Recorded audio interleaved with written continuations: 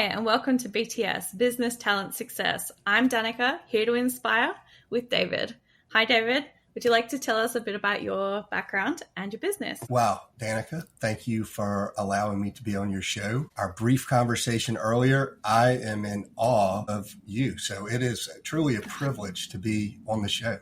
And to answer your question, David Sauers, I am the co-founder and owner of Royal Restrooms. It's a luxury portable restroom experience. And like everyone, I like to go to the bathroom nicely. Yes, I am not a fan of Porta-Potties and stuff like that, but what you have done to create such luxury in such a small space, especially for something that is not so nice to visit when you're out and about, whether you're at an event or a job site.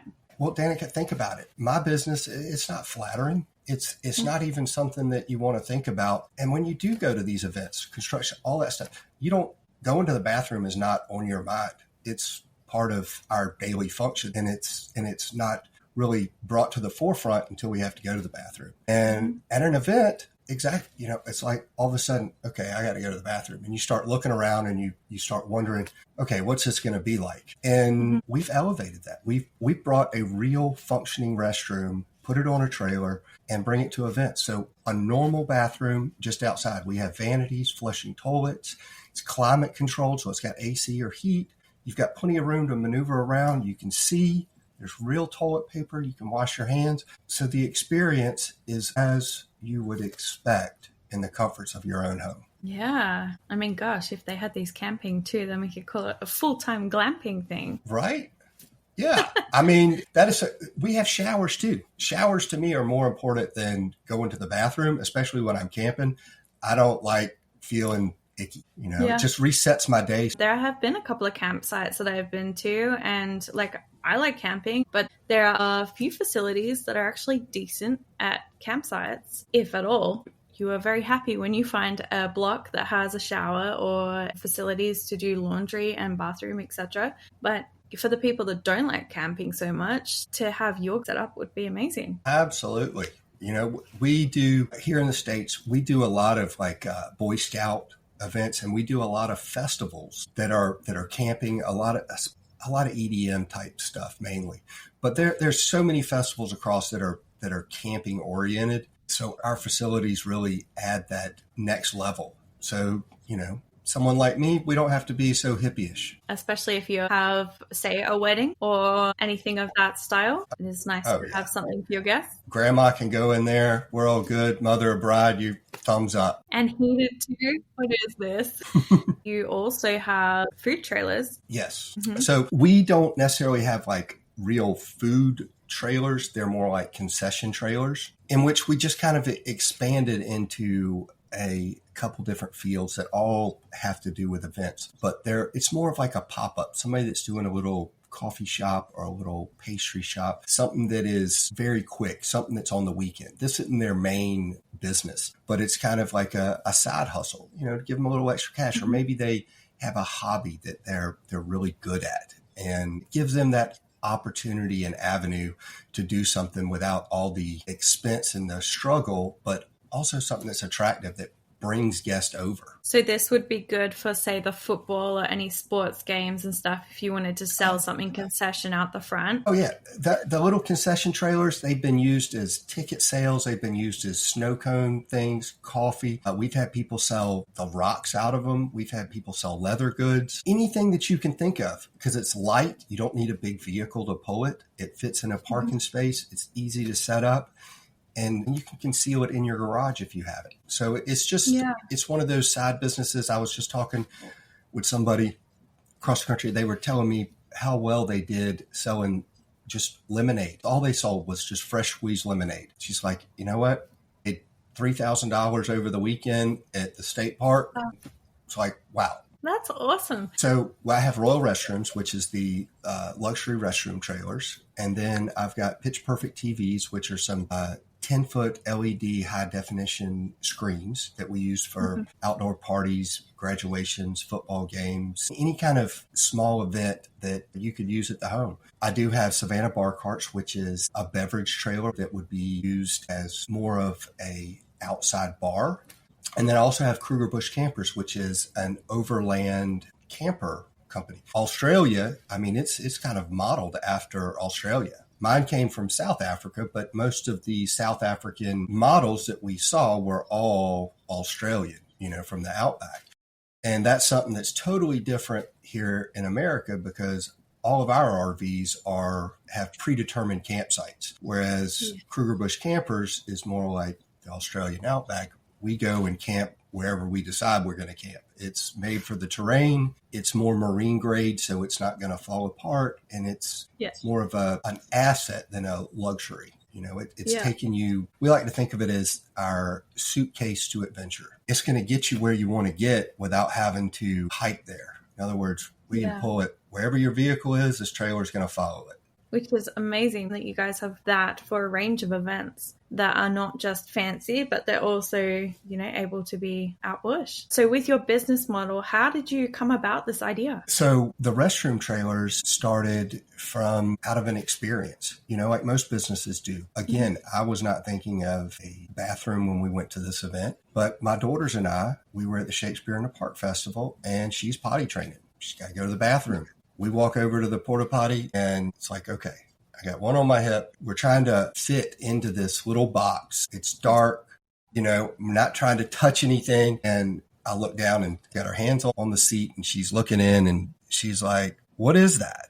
I just, whoa, don't touch, like start to kind of cringe, that panic, like, oh my gosh, hand off to somebody outside. And I'm kind of nervous about this because I have no idea who they are.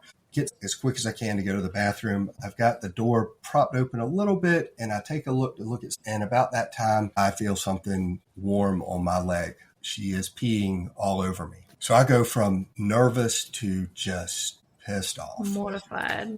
Just like I walk outside, there's nowhere to clean myself up. There's nothing. I've got this little thin toilet paper and I'm trying, it's not even a trash can.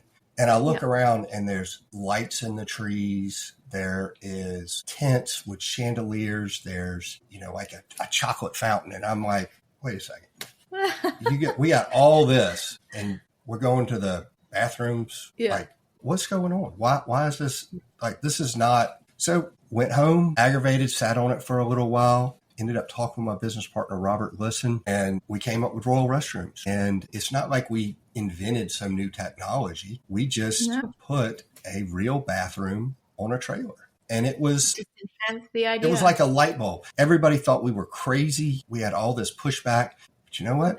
When people sat down on the toilet, they were like, never going back. This is the greatest thing I've ever seen. And it's like, well, 10 minutes ago, you said it was terrible. And now you think it's the greatest idea ever. Yeah. So that was 22 years ago. And here we are. We've got about 50 offices across the U.S. We haven't broached overseas yet, although, I have been to Japan and China and Korea, a lot of the European countries, and work with people with restroom trailers and kind of elevating that whole bathroom experience from what we've learned here in the States. Haven't made it to Australia yet. It is on our bucket list for sure. But yeah, it's been an exciting ride, and I've done things with this business that I never dreamed of. I mean, we've done celebrity weddings to presidential parties. We've done the G8 summit, the G20. We've done Olympics. We've done Super Bowls. We've, to natural disasters or someone's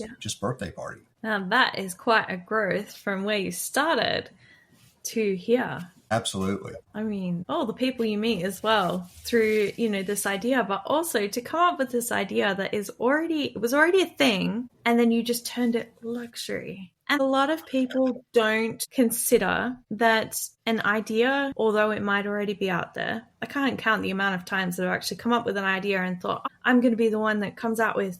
And then the next few weeks I see it in the shop and I'm like, that was what I thought of doing, but I hadn't done it. And then when you think about it, it's like, just pivot, take the idea, recreate it, and then make it your version of that idea. You think everybody's social media, everyone's got a social media, but not every social media is the same. You've taken the same thing with your item and you've turned it to a different thing. And now it's your thing. Yeah, absolutely. You know what, what you were talking about though, to all entrepreneurs out there, just because it's out there, just because somebody else is doing it, doesn't mean that you can't do it. And exactly that. You put your twist, they're buying you just as much as they are buying the product.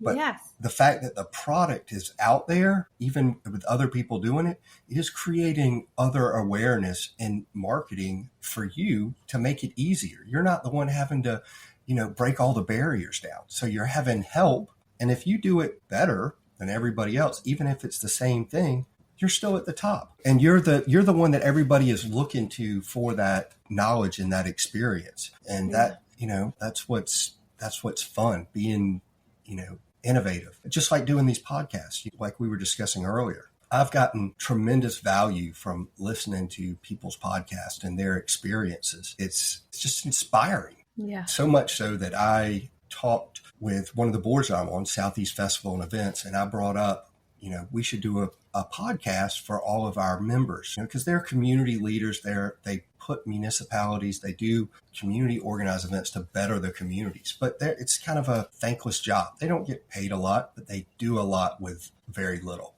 And they're the heartbeat of that community in a lot of ways, but no one ever knows anything about them. Pitched that idea thinking that somebody else a whole lot better than me could do it. And it was at the last minute, they said, well, we think you should do it. Yeah. I'm terrible at it, but it's all about them. I'm reading off a piece of paper, not looking at the camera because I don't know what I'm supposed to say. I'm nervous, but it's about exposing them. It's about the great things that they do. And like what you're doing, Danica, it really is amazing. Your story and the stories that you bring to life I applaud you. Thank you. Thank you. I appreciate that. I've completely forgotten what I was going to say. What I was going to say is we all have to start from somewhere. You wouldn't pick on other people as much as what you pick on yourself. Even my beginning podcast episodes had lots of ums and ahs, lots of pauses. And then there's, episodes where I'm so confident and all that kind of stuff. And it occurs to me that a lot of people feel like this when they start something new. For some reason, you always get nervous. There's no nervousness that I see in you.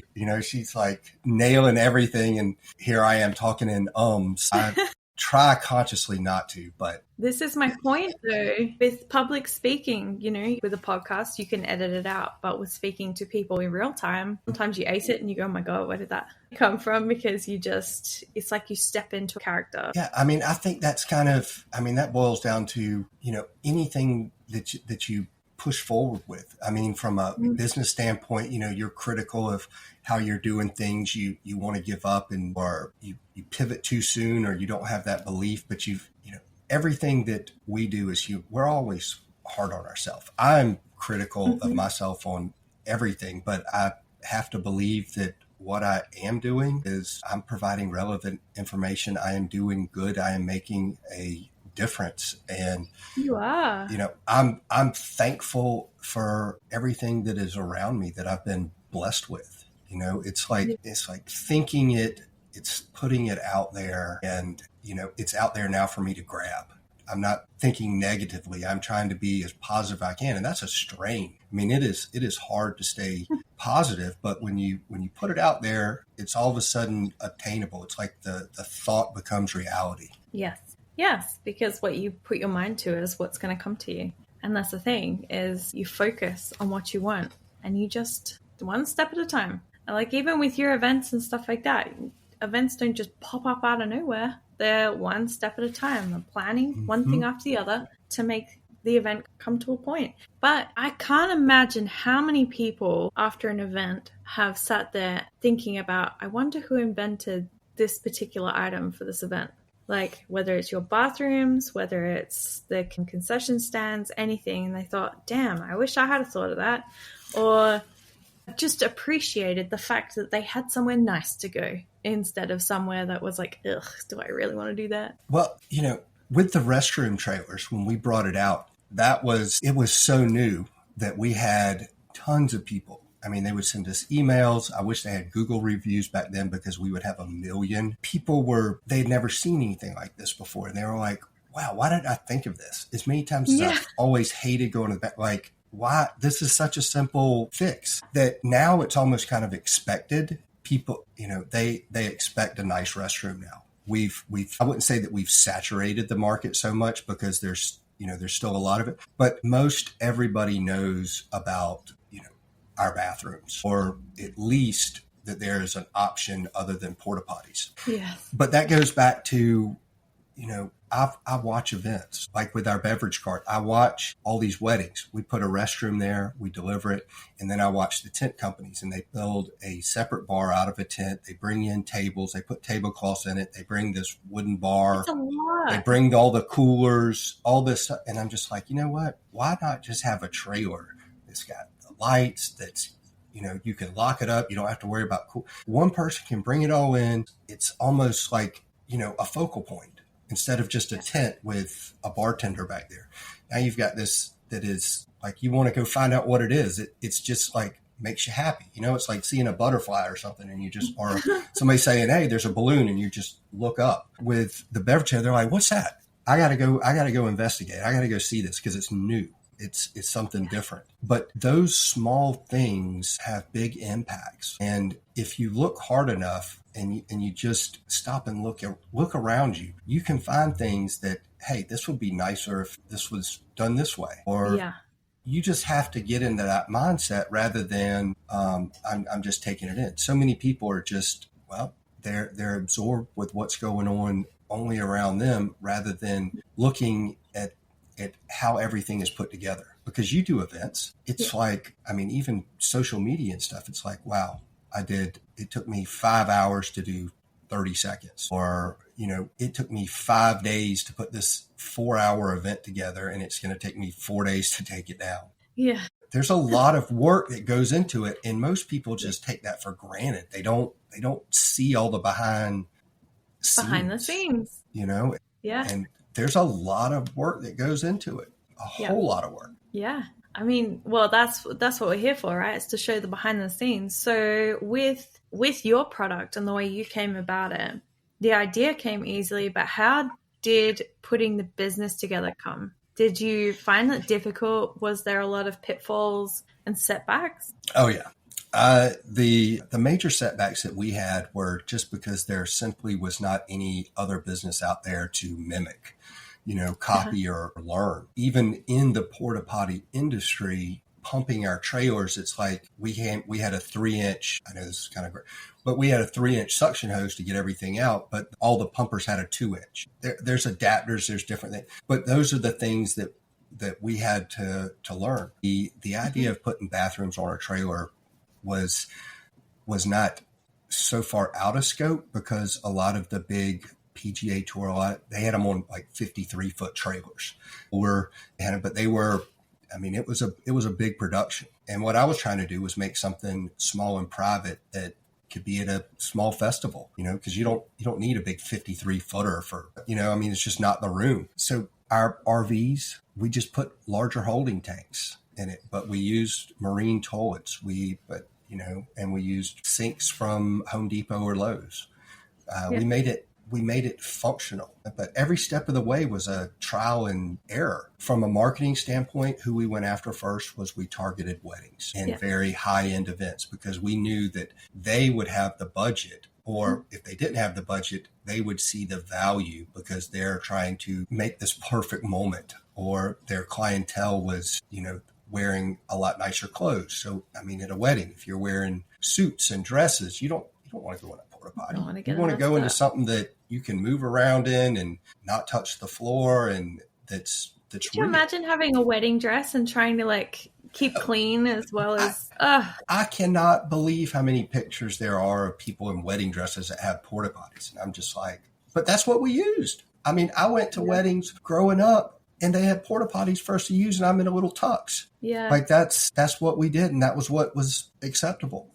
See, unless we've got an outback wedding, we usually have function spaces that have an included bathroom or kitchen or whatever is needed. Usually we don't have much of a problem that way. But when you think about it, if anybody had a particular spot near the river or on the beach or something like that they were interested in having a wedding at, they would have to consider these things. Well, our bathroom makes it possible for you to decide to have your wedding wherever you want. It can be on the side of the mountain. It can be whatever, on one of the farms, on some kind of pond. We've done weddings all over the place in some very unusual places. So that element alone just opens up the opportunity to do things that otherwise was not available to do. Yeah. So what was the hardest part in starting the business or the idea itself, apart from the functionality and specifications? The hardest part it was really more personal. Okay. Both Robert and I had professional businesses. I was a commercial banker. Robert was an environmental engineer. And our friend group, our peers, our family, they all thought that we were crazy, that we were making the wrong move. And when business did not just fly off the handle, everybody was kind of like, I told you. And I mean, it was hard to keep moving forward. But at the same time, this one event that we did and all these people come back, wow, that was amazing. Yeah. Like this was brilliant. So you get outside people that are telling you this was amazing. But at the same time, you're trying to like, how do I keep this going? There's no money coming in. And it's like you're fighting an uphill battle. So I think the hardest hurdle was for us just the acceptance that we were doing something different and, our core belief that what we believed in, and it didn't falter. We really, truly believed that we were going to make a difference, and we did. And we were only just doing this in Savannah, Georgia. We weren't thinking expansion or growing a business. That happened after a while. And then, all the people, all the naysayers were like, oh, I knew you'd do it. I knew you'd. And it's like, really? Like, it's the same story every time. Yes. And so from those hurdles, learning, it was challenging. And then I guess our next biggest hurdle was we did have some success, some immediate success, and we branched out across the U.S. And then the government just slaps us with, you know what, you're not a license, you're a franchise, and you're doing stuff illegally. And all of a sudden we get fined. And it's like, wait a second, it was just going. All of a sudden now it's, intervention. Everybody else wants their little piece of the pie. So, there's that. You're a small business, you finally get some success, and then you know what? Everybody else wants their little piece, and then it's a headache again. How did you navigate that? Very poorly. It cost us a lot of money. We had to get attorneys that were out of state, and we did do the franchise. And then, of course, once we got approved, the economy kind of fell out, bottomed out in the market. So we had a pitfall again, struggles of the business. But we just organically continued to grow, and we put all of our focus back into what we thought is our family of businesses, our people that owned it, the employees. We should have probably gotten an outside investor. We should have followed the rule book, with the professionals, but we didn't. We did it, try to do it ourselves. And now there's a lot of copycats out there. There's a lot of businesses. They all do a great job, but you see a little Royal Restrooms in all of those companies, even though they're not ours. So now we're picking up and we're growing again. We've been in business for almost 22. So we're excited about the future. And of course, we're testing these new products, and it will allow us to open up into other markets that other portable restroom companies don't have. Yeah, that's amazing. So we're going to keep that hush. Because, we can't have anyone stealing any ideas here. But but where do you intend to go as far as growth-wise? I mean, are you expecting to go worldwide with this? Or is there a particular event that is at the top of your vision board? No, I don't have any particular events, but my vision board is really, I would love to get into Canada. I'd love to branch out into more of the Caribbean. I mean, we've sent trailers there. We've done World Cricket Tournament. We did the NatWest Games in Bermuda, but I'd really love to do more in Canada. And eventually I would like to go overseas. We do have some hurdles to conquer there, because most of y'all's vehicles around the rest of the world are not, monster sized trucks and gas guzzlers. They're, 4 cylinders, more light towable range. Australia's got some of the bigger trucks, but you go into, most of the European countries and they're small. And our trailers are naturally bigger. They're bigger than the normal road. So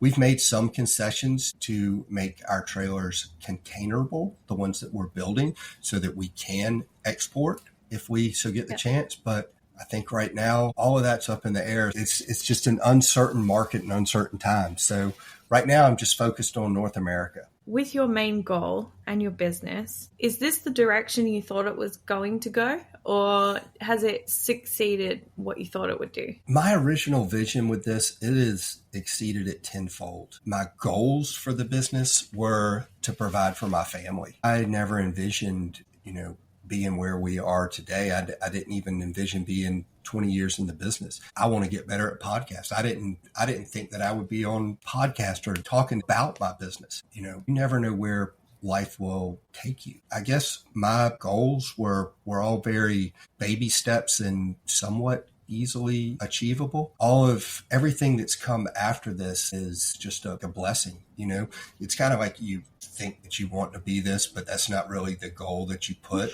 because your goal is, or your vision is so far-fetched that, it's almost like not a reality. Those types of visions, because it gives you something to aim for. Yeah, well, I think subconsciously I still am reaching for those, because I would love to see our business in that growth expansion model that we had in our early success, because, man, it was fun. It was really fun. Meeting people, becoming friends with them, watching them grow, seeing their kids grow. Some of these people, it's kind of crazy. We are doing repeat rentals with somebody that's had a wedding 20 years ago, and now their kids are getting married. It's just fantastic. It's what a good moment feeling for you, though, right? It's like the milestone to know that not only did you do the parents' wedding, but now you're doing the kids' wedding as well.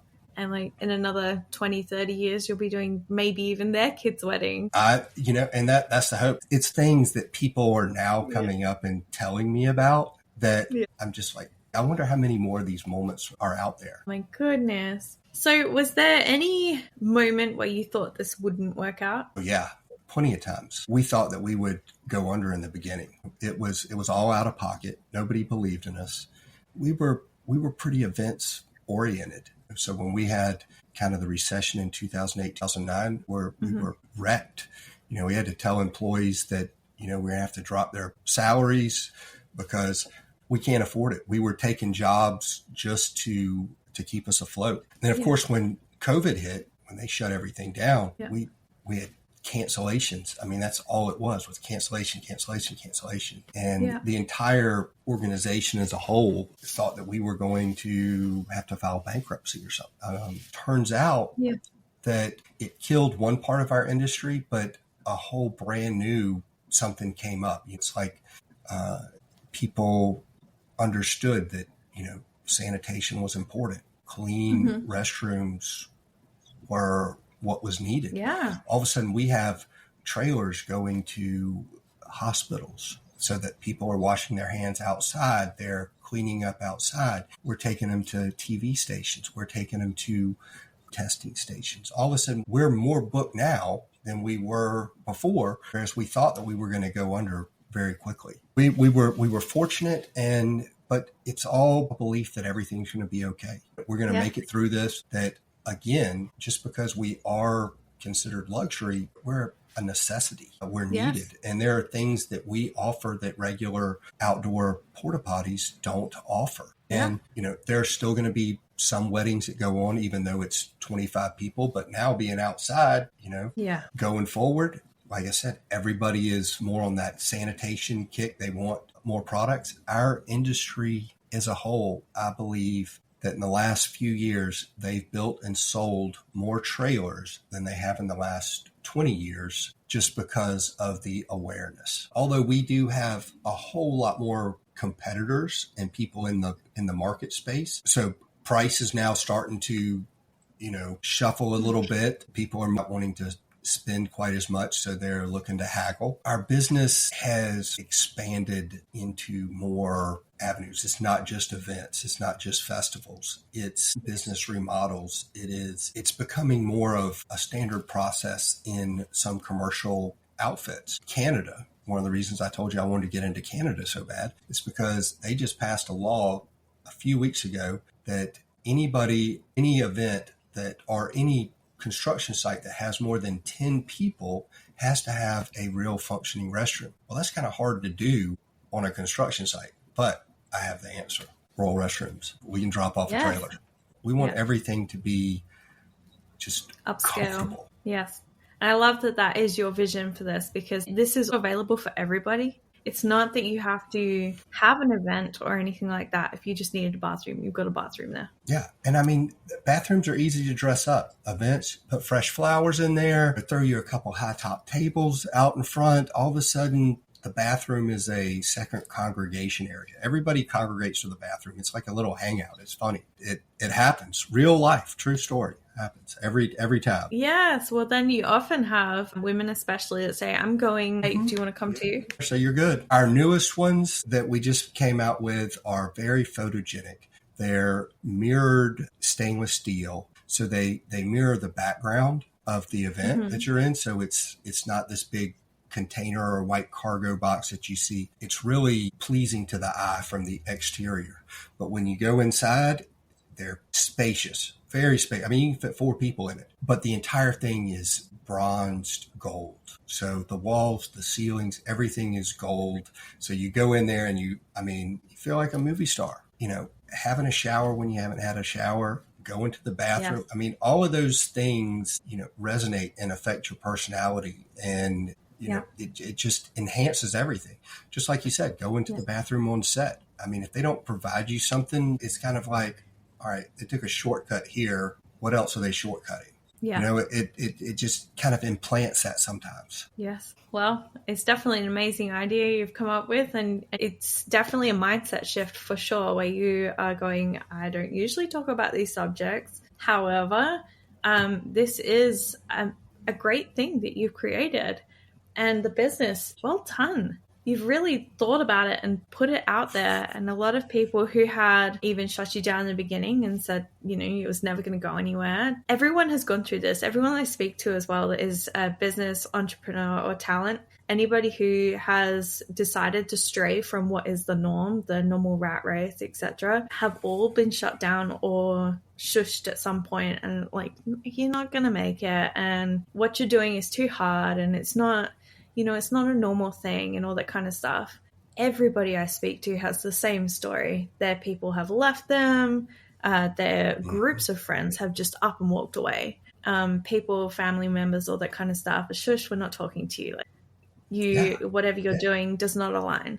It happens to everybody that I've spoken to that is in business, entrepreneurship, or talent, have all said the same thing. It doesn't matter what area they're in.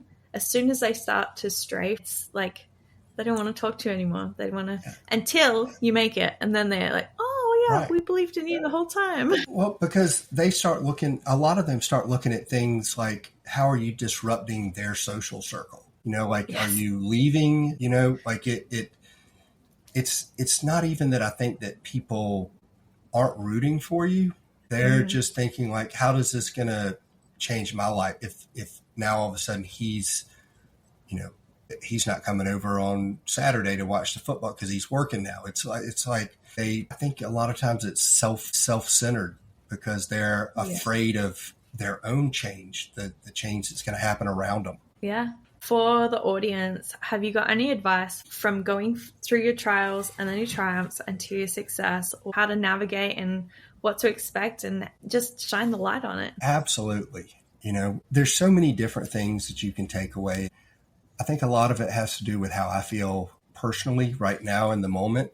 And the advice that I can offer is believe in yourself, come up with a plan, try not to put the cart too far before the horse. As I often do. Do a little research, but don't overthink it. Don't get boggled up too much in it because you still want to do it.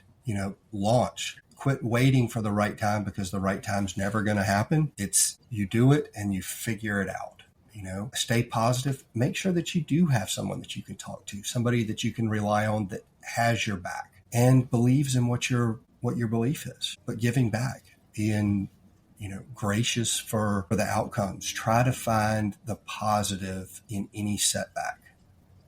If you failed, okay, you failed. Don't look at it as that. Look at it as a lesson. What did I learn from it? How can I make it better? Just because I took a right here and I bought the right stuff, yeah, it cost me money. I'm not going to dwell on it. What did I learn? How do I make it better? What is my outcome? Nobody got hurt. Nobody's ego got hurt but mine. I lost my money. I didn't lose anybody else's. How do I make it better? And you keep trying and you keep pushing and you stay positive. The other thing, find something that you can be excited about outside of your business too. Something that you can give back to the community, something that fulfills you. Don't make your business be the only thing that is what you're relying on to fulfill your life. Find something else that gives you grace, that gives you, that feeling that you're doing the right thing. Absolutely. Totally agree with that too. Okay. Finding something that not only is your gift or your talent, but filling your cup and helping others with the overflow. That is just the perfect finish. Well, thank you, Danica. Thank you so much for coming on and inspiring everybody listening to your story and how you got the idea and what you pushed through to get to where you are. Well, I appreciate it. It has been wonderful chatting with you. I hope to visit your beautiful country soon. We'd love to have you. And hopefully I will get to use something similar to what I have here, if not my own. I look forward to seeing them for sure. Thank you. Pleasure. Bye now. Thanks for joining us on Business Talent Success. If today sparks something in you, remember you can bring your vision to life with our powerful tools and resources. Build the business you've been dreaming of, starting now. Don't forget to like, follow, and subscribe so you never miss a moment of inspiration. And be sure to check out our upcoming magazine, packed with insights, real stories, and strategies to fuel your success. Until next time, keep showing up, keep creating, and keep igniting your purpose.